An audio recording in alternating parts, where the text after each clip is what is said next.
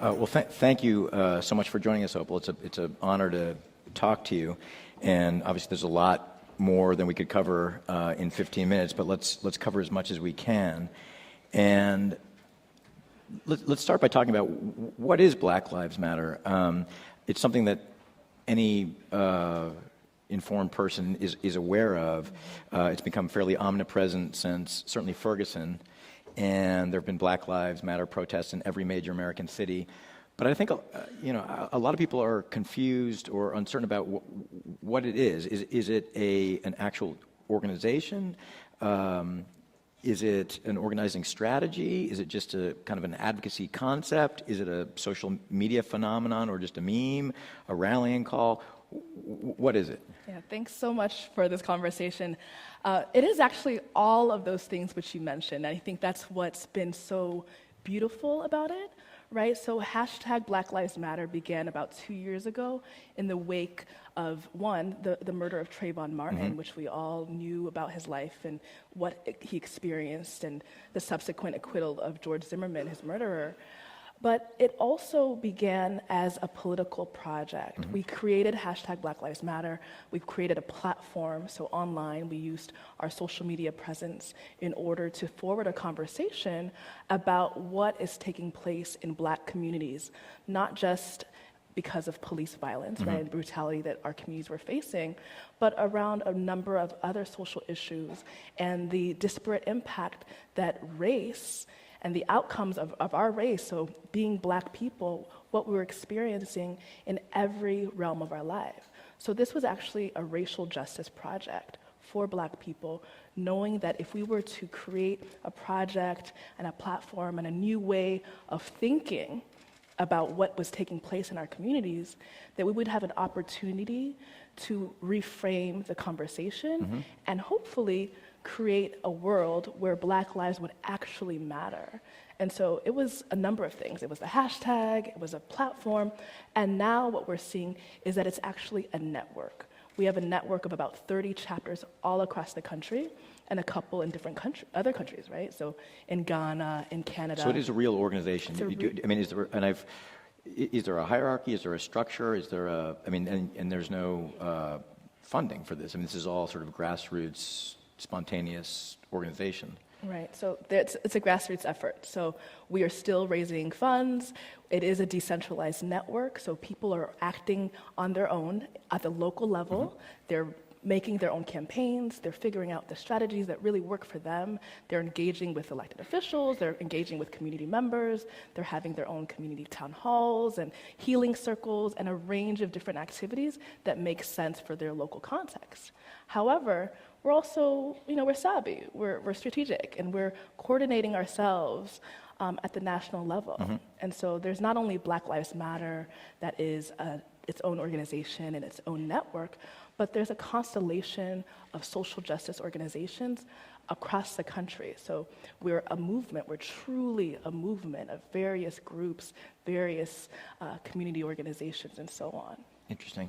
Well, I want to come back to talking about sort of tactics and philosophy of Black Lives Matter, but I want you to tell the story in 3 minutes or less, if possible, of how it came to be founded and I think I recall reading that you were actually at a movie and you came out to learn via social media of the verdict that George Zimmerman had been acquitted. I guess this was July of 2013.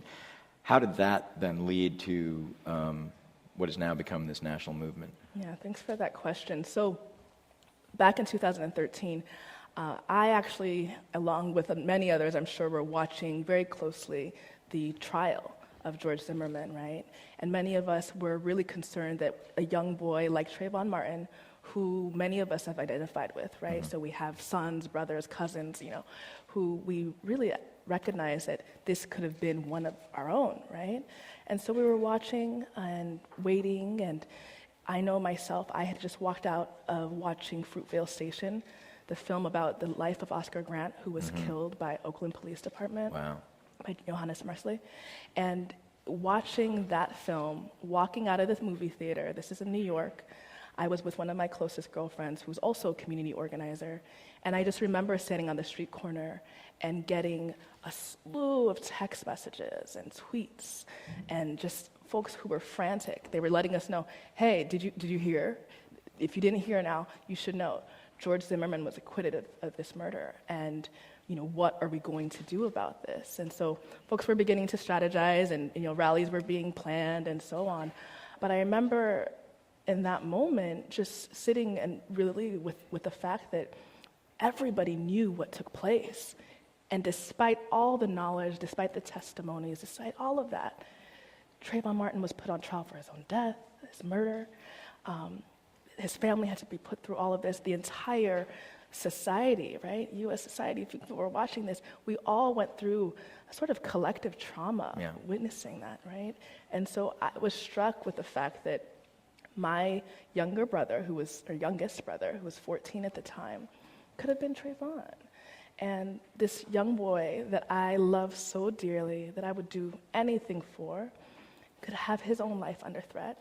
And so could my other cousins, my godkids, and so on. And so I knew that something had to change, and that I wanted to help to construct a political project that would say never again, never again in our lifetime. And you have an activist background, and as I recall, you read a Facebook post, and I don't know if you knew her before, but there are two other founders along with you of Black Lives Matter, and you read a Facebook post by one of them that kind of galvanized this. Yeah, so I read a Facebook post by Alicia Garza, and it was this really well-written, basically like a love note to our people, saying, yeah, we should be outraged, we shouldn't sit idly by, we shouldn't take this for granted, and we can actually do something about it.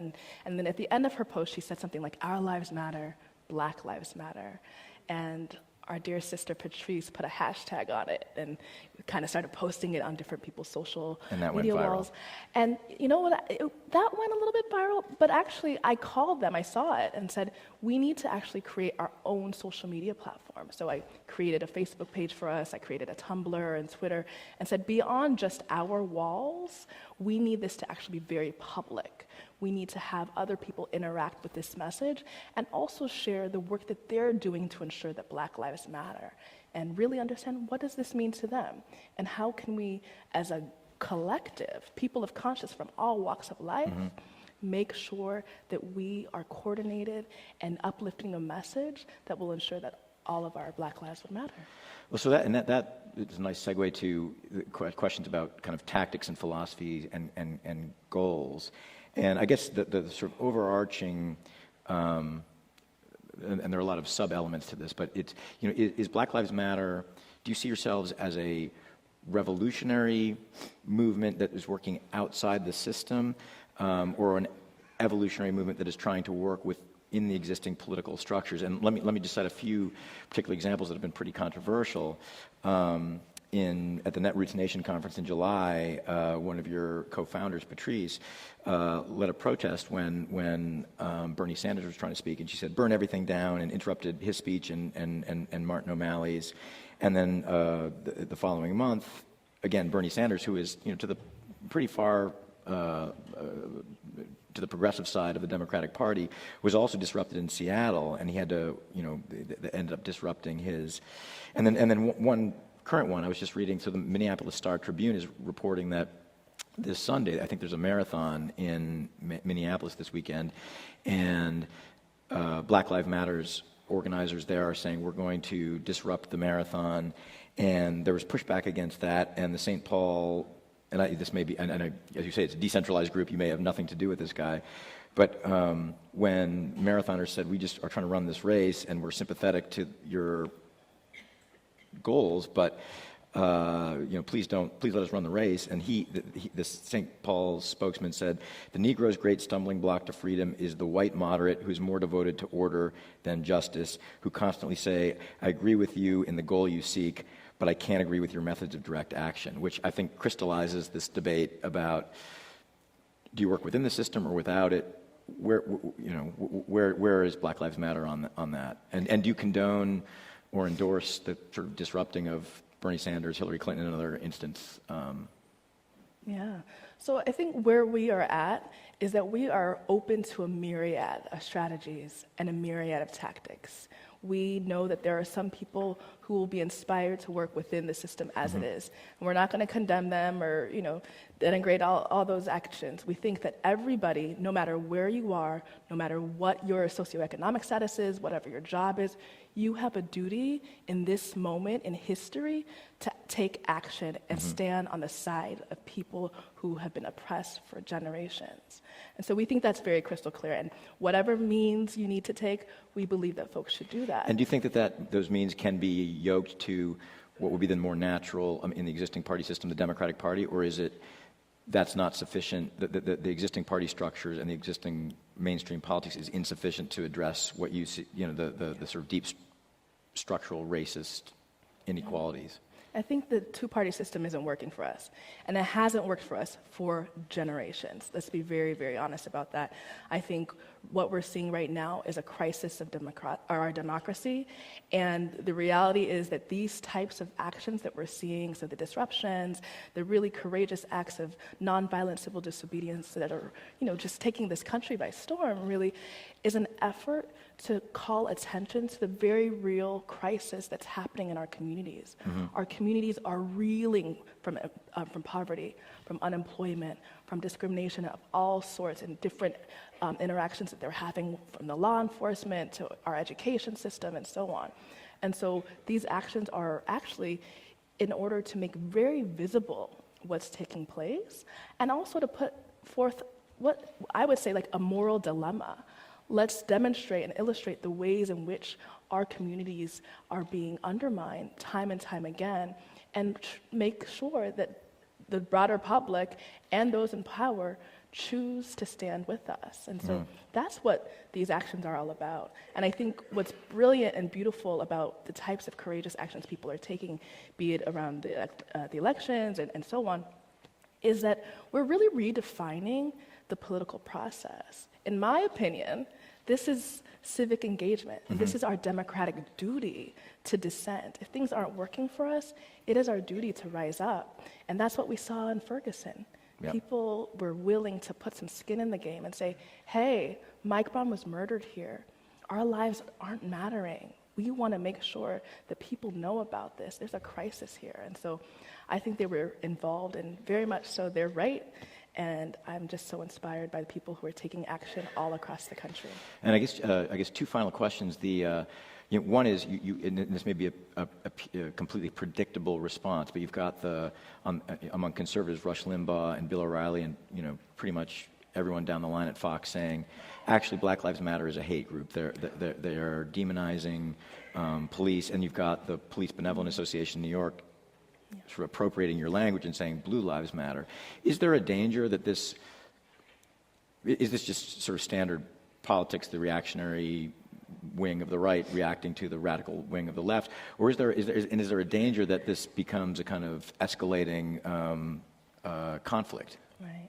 So I think that when we say Black Lives Matter, in fact, I know when we say Black Lives Matter, we're not saying that any other life doesn't matter. That has never, ever been our message. Our message has always been from a place of love, love for our people, and love for even our society and our brothers and sisters. And so when we say Black Lives Matter, we know that if we are to ensure the quality of life and the viability of life for Black people, then every other community that's been marginalized, that's being oppressed, will also have an uplifted quality of life as well. And so I think it's a distraction in many ways, and folks want to pick apart the words, but if they truly understand the realities of the Black experience in the U.S., they would not be so scared to come alongside us and to really speak authentically and earnestly about what's taking place. And it should be emphasized, you emphasized that this is about, obviously this was galvanized by Ferguson and Freddie Gray and Eric Garner and Trayvon Martin and Tamir Rice, but this is about more than just criminal justice. This is about addressing structural problems and the problems of poverty in the Black community. I guess last question. You have a very actually hopeful, you wouldn't be doing this if you didn't believe there could be progress. My colleague, Ta-Nehisi Coates, has become progressively more darkly pessimistic in his view, and doesn't believe that we can reach put aside the idea of a racial utopia, but that, you know, we're never going to get past these things, and that, you know, and beyond that, we'll never redeem the suffering and the misery and the struggles of previous generations of African Americans. You don't believe that, or you have a more hopeful view. I mean, give us some hope to end with. Yeah. Well, the reality is that we're seeing people of conscience from every walk of life take part in what I would call a multiracial movement for Black lives. I've seen actions of solidarity from South Africa to Germany and Venezuela and so on. And so I believe that there are actually people of conscience everywhere who will not sit idly by while Black lives are being devalued systematically. And so I'm very optimistic. You know, I come from a social justice background. I've done a lot of immigrant rights organizing and racial justice organizing for years. And so I believe that when we take action, things can actually change. And I've been inspired by the young folks who are leading, the elders who are coming alongside us and teaching us all sorts of really important lessons and are guiding us in this movement. And the fact that there are people from all walks of life who are part of this. And so I'm absolutely hopeful. I've begun to, you know, we've seen some changes already, and I believe that we'll continue to see that. And to be clear, you know, before we close, that I believe it's not only policy, but it's also cultural shifts that we need to see. Well, on that hopeful note, let's end. Thank you very much, and good luck to you. Thank you.